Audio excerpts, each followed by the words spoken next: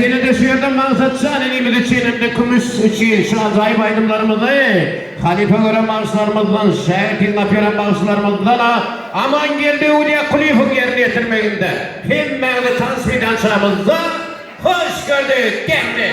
Hadi gel bana iyi mihmanlar sağ olun. Tavla koyarasın. Hey!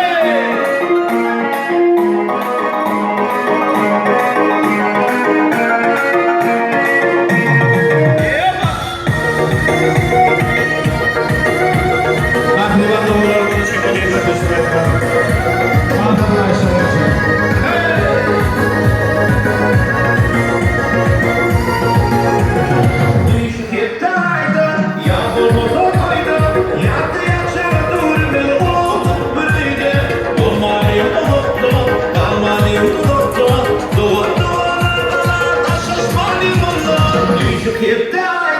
Yavrum